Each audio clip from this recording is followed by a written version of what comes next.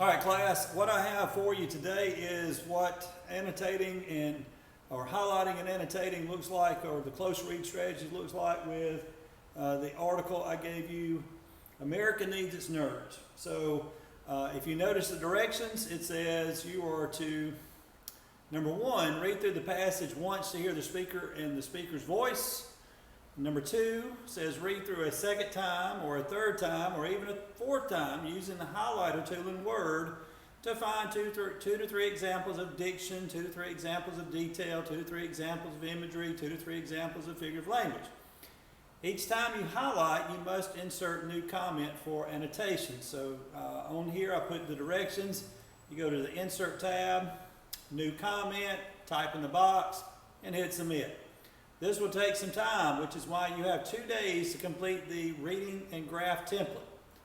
Before you read the graph template, or before you attempt the graph template, I've asked you to answer a few questions at the end of the passage that relate to the rhetorical triangle. So if you paid attention on Thursday, you looked at some terms on Friday, you watched how to do this with Florence Kelly, and now we're moving on. So if you don't have any questions, you can do this in an online setting without me. But if any of you need help or if you need questions, you need to come during the live time. And again, virtual A is at 1:30 and virtual B is at 2:20. So make sure that if you have any questions, problems, or issues, you come see me live. That's what I'm here for. Okay? So here is how we get through America Needs Its Nerds. It was found in the New York Times. It was an op-ed piece on January 11th, 1990 by Leonard Friedman. And here it is. Since you all are honor students, I always enjoy giving this article to first-year honor students and 11th grade AP students, and just in general students who have a broader sense of what academic learning should be, and if you have a desire to go to college or not. This kind of explains it in a nutshell. But anyway, remember that op-ed or any type of speech or any type of essay or any type of article is someone's opinion or an argument. If you got anything out of the PowerPoint notes on Thursday, everything is an argument. So they're trying to persuade the reader to think something. And that's what our job is to figure out what is that something. Okay? There is something very wrong with the system of values in a society that has only derogatory terms like nerd and geek for the intellectually curious and academically serious. A geek, according to Webster's New World Dictionary, is a street performer who shocks the public by biting off heads of live chickens. It is a telling fact about our language and our culture that someone dedicated to pursuit of knowledge is compared to a freak biting the head off a live chicken. Even at a prestigious academic institution like Harvard, anti-intellectualism is rampant. Many students are ashamed to admit, even to their friends, how much they study. Although most students try to keep up their grades, there is but a minority of undergraduates for whom pursuing knowledge is the top priority during their years at Harvard. Nerds are ostracized while athletes are idolized. The same thing happens in U.S. elementary and high schools. Children who prefer to read books rather than play football, prefer to build model airplanes rather than get wasted at parties with their classmates, become social outcasts. Ostracized for their intelligence and refusal to conform to society's anti-intellectual values. Many are deprived of a chance to learn adequate social skills and acquire good communication tools. Enough is enough.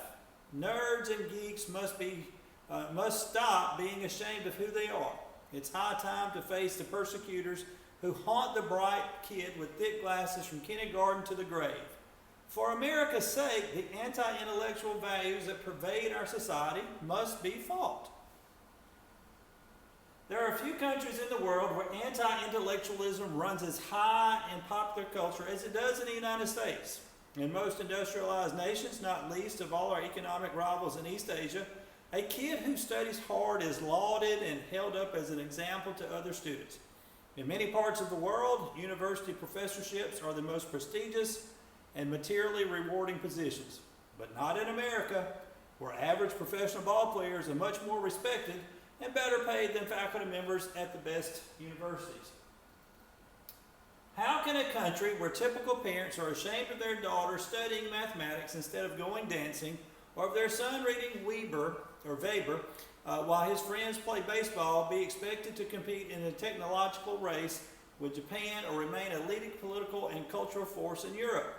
How long can America remain a world-class power if we constantly emphasize social skills and physical prowess over academic achievement and intellectual ability? Do we really expect to stay afloat largely by importing our scientists and intellectuals from abroad, as we have done for a major portion of the century, without making an effort to also cultivate a pro-intellectual culture at home? Even if we have the political will to spend substantially more money on education than we do now, do we think we can improve our schools if we deride our studious pupils and debase their impoverished teachers? Our fault lies not so much with our economy or with our politics as within ourselves, our values and our image of a good life. America's culture has not adapted to the demands of our times, to the economic realities that demand a highly educated workforce and innovative, intelligent leadership. If we are to succeed as a society in the 21st century, we had better shed our anti-intellectualism and imbue in our children the vision that a good life is impossible without stretching one's mind and pursuing knowledge to the full extent of one's ability. And until the words nerd and geek become terms of approbation and not derision, we do not stand a chance. And there is his argument. And so hopefully the more practice you get and the more you do this, you will start to pick up on tone. More modern pieces have sarcasm or hyperbole or verbal irony embedded in there. And so there's some in here. He's criticizing people. Okay, so what is the point of reading articles and becoming better at reading nonfiction? It's simple. You need to become a better understanding, or come to a better understanding that you don't read nonfiction the same way you do fiction. Okay, when you read fiction, you're looking for the character, and the character develops over time, and there's a conflict, and how do they deal with that conflict?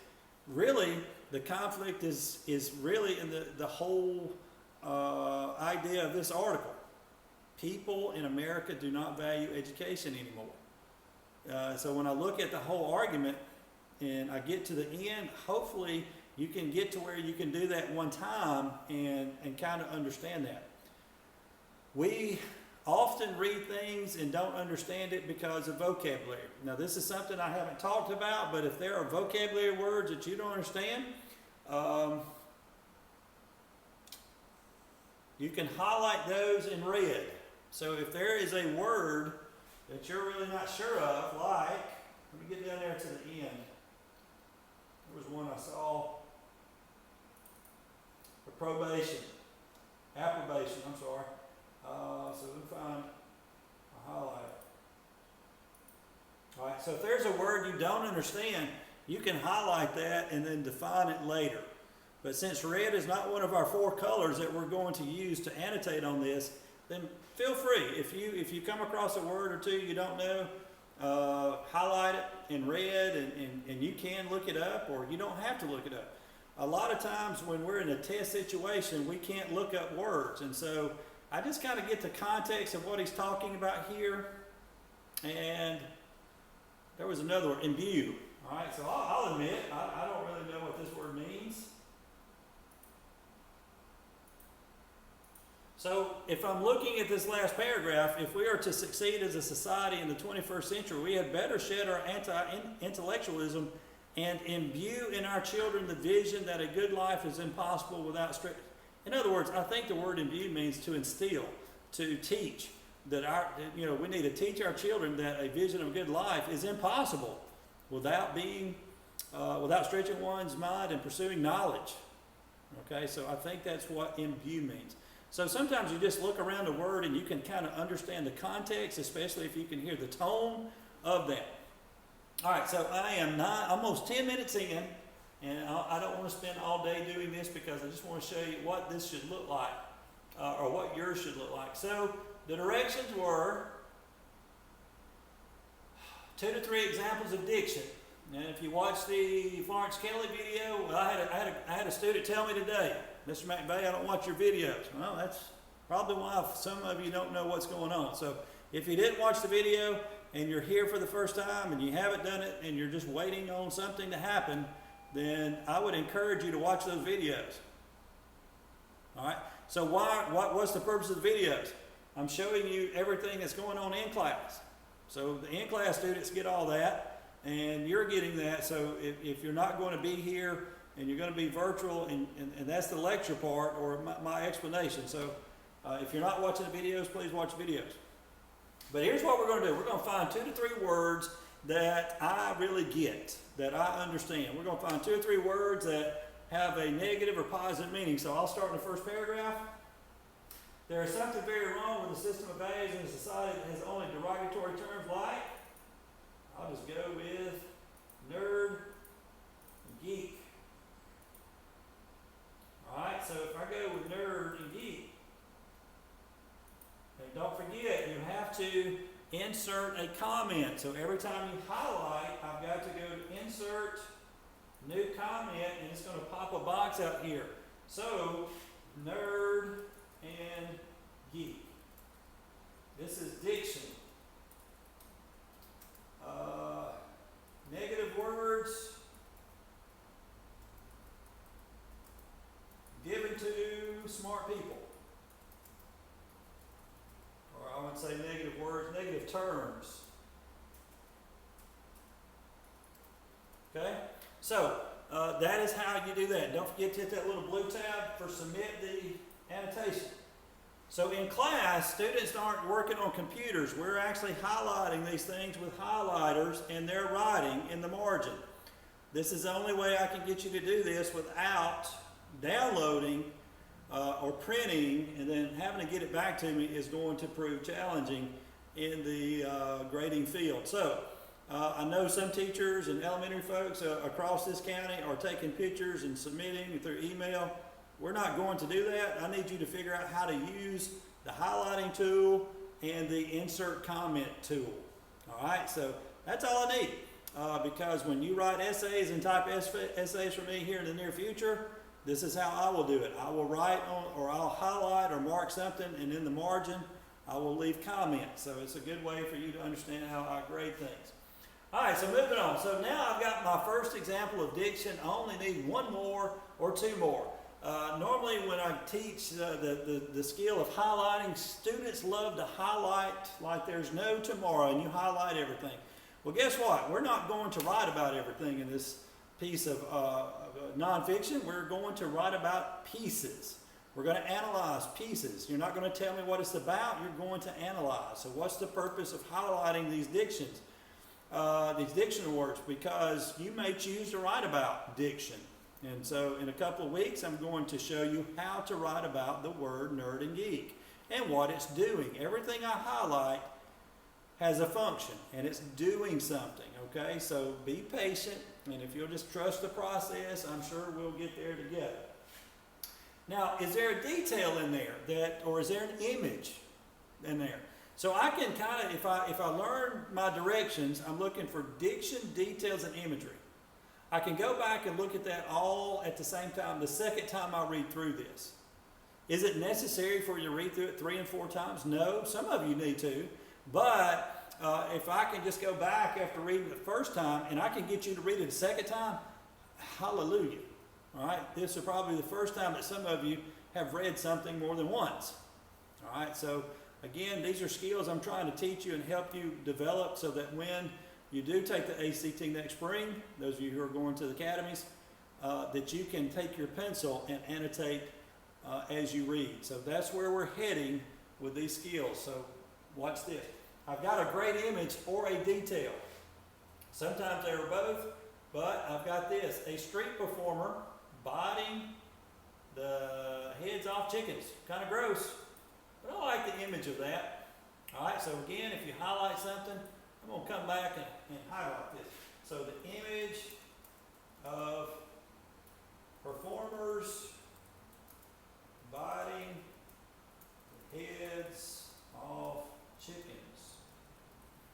does imagery do? If you defined imagery on Friday, you know that imagery appeals to the senses. It's a picture in the mind that we get, but it appeals to your senses. So, I've never bitten the head off a chicken, so I can't use the sense of taste. But imagine it's a gruesome sight. So I'm going to go with image of sight. So this appeals, and this is what you do, this appeals to sight. Okay? And that's all you do. You want to tell me which 5 sense it appeals to for you. That may appeal to hearing, or you, I don't know, hopefully you've never done it, but if you put taste there, I'm going to question that one. So again, you don't have to do all the 5 senses, but what does this appeal to? I imagine that would be just something disgusting and gross. Okay? Nerd, geek. I'm going to go ahead and get my diction words out of the way, so that way I don't have to do any more.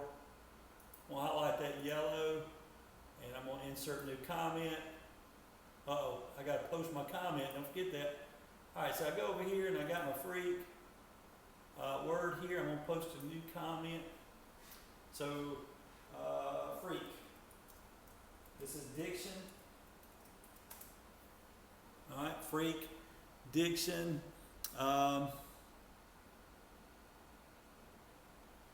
Just another term.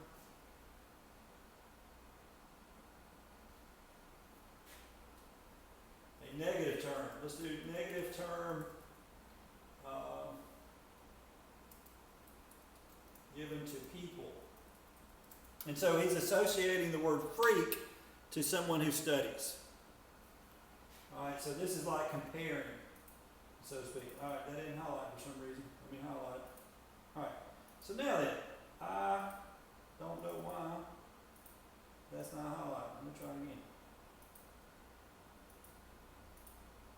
Huh.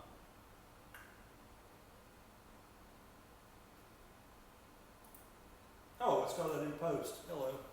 I guess after you post, it will go back and do that. All right, so just in the first paragraph alone, I've got some negative words or words that are a negative meaning, and that is nerd, geek, and freak. Now, I can do some more if I want to, but since I'm trying to do the most simple and the least possible, I'm going to stop right there with my diction. So I've got to get another example of imagery, and I've got to get some details. So let's go on to some details. Oh, here's a detail. He's talking about Harvard.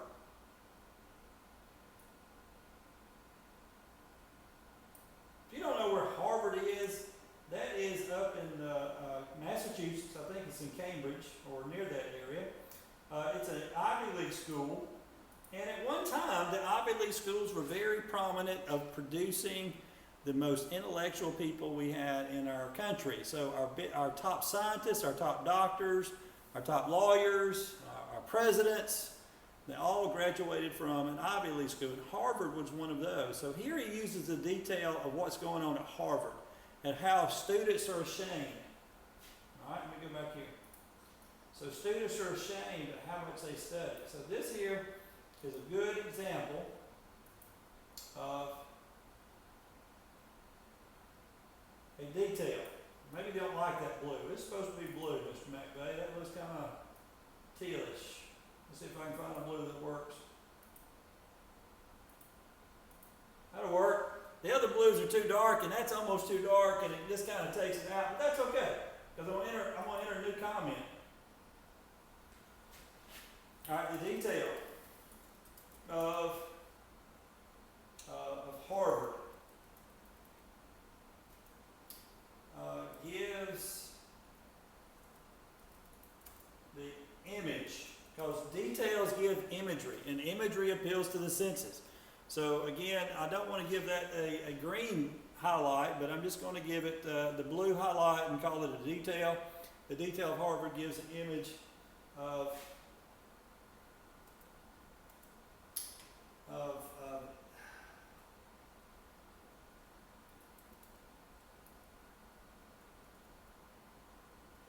let's do this. It gives an image that being smart is no longer popular. Okay? Because people went to Harvard. They knew they were nerdy, or they knew they were studious, and they knew they were going to be different from everybody else. But now, in 1990, when this was written, this guy is saying even the folks at Harvard don't even want to admit how much they're studying. All right, so there's a detail. Next paragraph. If you don't know what ostracize is, that's a good place to highlight.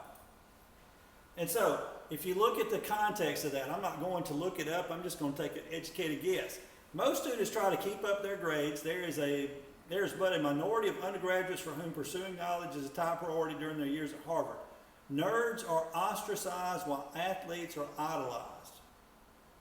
So I'm going to say nerds are made fun of, or they're shunned, or they're struck from social gatherings. They're ostracized. They're kept away while athletes are idolized.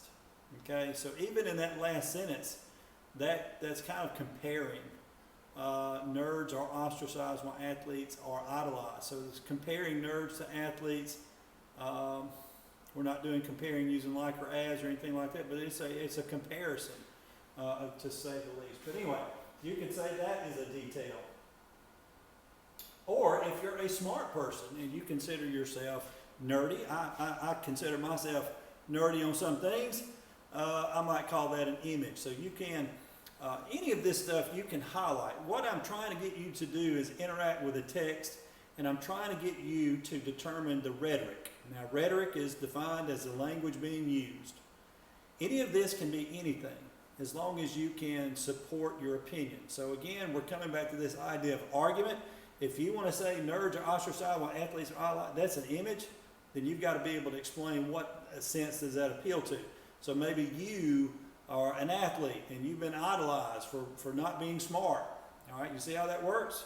So this is not only geared toward people who are smart. So if you're a person who considers yourself an athlete and you could care less about being smart, then that might be an image for you. Something that's happened to you, the sense of you've seen that. Okay, you have seen that happen. So that could be orange. I'm sorry, that could be green, image. Okay, next paragraph. Now they're going to talk about where you are. All right, so the example he just gave was Harvard, which is a prestigious Ivy League school. Now they're going to come down here to the United States, elementary and high schools. Well, that is you. All right, so they're speaking to things that you may or may not have experienced. So the same thing happened in the United States, elementary and high schools. All right, that's the detail, or that's the main idea. The details are children who prefer to read books rather than play football. All right, so here is a detail. Children who prefer to build model airplanes rather than get wasted with their classmates. I'm going to highlight that blue. I just don't have a good blue, sorry. And don't forget, when you do that, you can go over here to new comment. I've got to go post the old one, which I forgot. And now then I'm going to do a new comment for this. The detail of children / kids. You don't want to call yourself a children or a kid. You can call yourself a teenager. Because I hope children and kids are not out getting wasted with their classmates. But I'm not going to be naive and say it doesn't happen in high school, but you're teenagers by then. All right, so again, children who prefer to read books rather than play football, prefer to build model airplanes rather than get wasted at parties with their classmates, they become social outcasts. So we have the detail of this that gives the image. What's this an image of?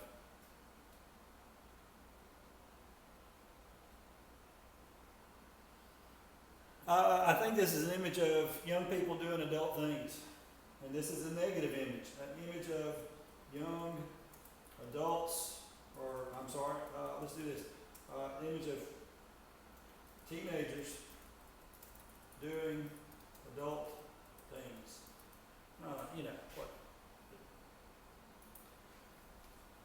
Ostracized, there's that word again. So they've been outcasted or shunned for their intelligence and refusal to conform to society's anti-intellectual values. It's not cool to be smart in society, is what he's getting at. Many are deprived of a chance to learn adequate social skills and acquire good communication tools. Okay? And then in this paragraph, I want to draw your attention to this. Come on. You don't have to highlight this in anything, but I do want to show you something. I don't know what color to do this in. I'm just not going to do it in a color, but look at that. He says enough is enough. And what I want to show you is that in arguments, in these things that we're reading, there's going to be a shift. So he's talked about what it means to be nerdy, what it means to be a geek, what it looks like in college, what it looks like in elementary and high schools, and then he comes down here and says enough is enough. And notice his next words. Nerds and geeks must stop being ashamed of who they are. So here's where he's getting to his point. He's like, enough's enough. And so this is what's called a shift in thought. All right? So when you have a shift in thought, you're going to get to the point more after this. For America's sake, the anti-intellectual values that pervade our society must be fought. We must fight back against people who don't want to be smart. And so in the next paragraphs, he gives more examples and details of other countries. Here's what's going on in East Asia. Kids who study hard, they're held up as an example. All right, so that's detail. In many parts of the world, professors are the most prestigious and materially rewarding position. Again, another detail. So when you're looking for this blue detail, you can find a bunch of them. I'm only asking you to find 2 or 3. But you notice that word but. Anytime authors use the word but, I don't know what happened there. All right, so the word but right here, it's a shift. It's always a shift. But not in America. What do we do in America? We don't celebrate kids being smart. We celebrate professional ball players. They're more respected. They're better paid than faculty members of the best universities. And it wasn't always that way in America. But in 1990, he wanted to do that. And so he's getting to the end of his argument and he asks questions. How can a country do this? How can parents do this? Parents. Parents are part of the audience. How long can America remain a world-class power? So citizens. So if you don't know who the audience is by now, this last paragraph starts getting to the idea. I don't think it's street performers who bite the heads off chickens. That's not his audience. College students may be the audience. High school students may be the audience. So who's he talking to? He's talking to me, the reader. So this is one of those pieces where we are the reader, unlike Florence Kelly. Florence Kelly's talking to a group of women who happen to drag their husbands along to get their husbands to vote to end child labor. Here, if you're in school, have ever been in school, if you're a nerd, if you're an athlete, he's talking to you. He's also talking to parents. Okay, so again, who's the audience?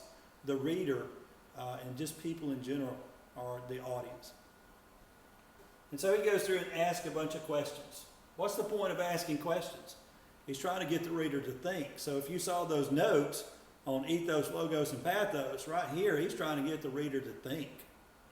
So what's the purpose of a rhetorical question? And this is something I encourage students to use in writing when we write our own arguments. Ask a question. It's called a rhetorical question. You don't want to give the answer. You just want the reader to think. And these show up in all arguments that we will read. Do we really expect to stay afloat largely by importing our scientists? In other words, do we really expect to be a major power in the world by bringing in scientists and intellectuals from other countries? That's what we've been doing for a greater part of this century. All right, so again, do we think we can improve our school? Notice how he's using the word we there.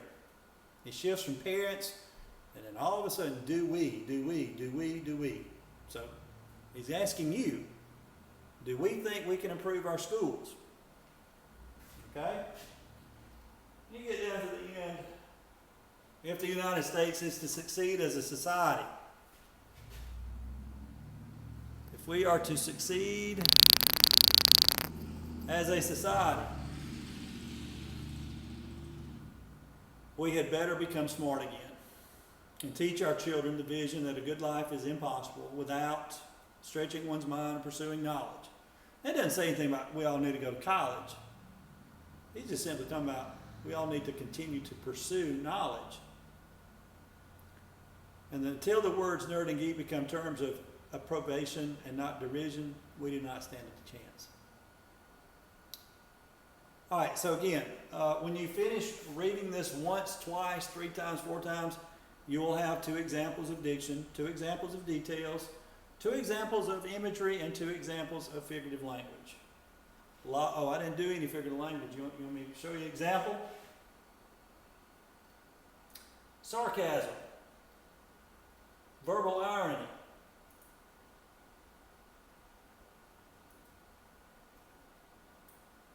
we'll highlight this pink.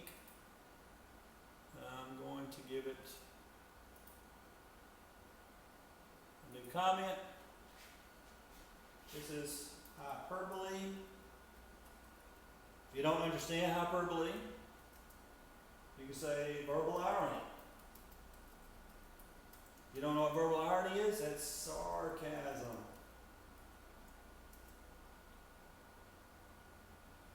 But it's also truth. So sometimes verbal irony can be truth, suggesting, what's he suggesting here? Americans have twisted their values. And you may disagree. The point of an argument is to understand the argument itself. And if you disagree, that's fine. In our graph template, you'll have that opportunity to disagree. And that would be where you can explain why you disagree. Is there another example of figurative language?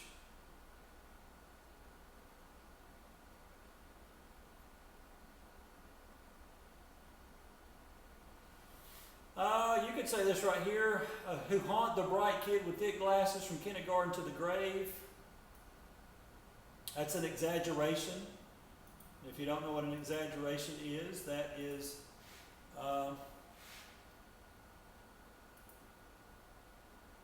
hyperbole. Did I get that? All right. Hyperbole, or exaggerates. That we tease and torment smart people to the grave. All right, he exaggerates that we tease and torment smart people to the grave. Okay? So again, there's 2 examples of figurative language. Hyperbole, irony. It's ironic that we, maybe I should have put, it's irony that we idolize professional athletes as opposed to smart people. There was a time we did not. All before the great sports. All right, so when you get through the piece, there are 4 questions to answer at the end. Who is the speaker? Leonid Friedman, the guy who wrote it. Who's the audience? There are lots of answers, but the simple one would be the reader. Me, you, parents, college students, high school students, elementary students. Anybody who can read this piece is the audience. So the simple answer for when we are invited to the argument to understand it better, the simple answer number 2 is the reader. The reader is not always the audience. Again, Florence Kelly the other day, she's speaking to a group of women. And so when we analyze that, we analyze, well, what does it make those women think and feel? That's hard to do. But this one's easier. All right, number 3, what is his main argument that is directly stated? He's basically directly stating that, a couple of things. You could say that he is directly stating that Smart people need to stand up and be smart. He's also saying we as a society need to quit making fun of or thinking that being smart's not cool. That's something he directly states. An argument that he is implying, he never says this, but he implies that our values have become so out of whack. The United States used to lead the country in so many things. We were the first to put the man on the moon, with rockets, with science, the H-bomb. There's so many things that we have been coined as being leaders. What's he implying? He's implying that if we don't change our ideas about being smart, we're going to fall behind third world countries. Okay, there are third world countries who are doing better than we are as far as math scores go and reading scores go. So that's what he's implying, is that if we don't turn this back around, then we're going to lose prominence in the world. All right, number 4, of the rhetorical devices you highlighted, what two do you understand most? And what I'm getting at here is that eventually you'll have to write about this. So do you understand diction? Do you understand imagery? Do you understand details? Or did you find some figurative language that you understand? So of the rhetorical devices you highlighted, what two do you understand the most? That is it for today. I will be back with another video to show you how to do the graph template. I think I showed you the other day. Yes, I showed you the other day. So I may not be back with this one right here, but what I plan to do with these pieces that we read in class, I will record what we did, give it to you. I encourage you to watch it. We all need to improve reading, and particularly standardized nonfiction reading. Hopefully that makes sense. All right, you all have a great day. Be smart.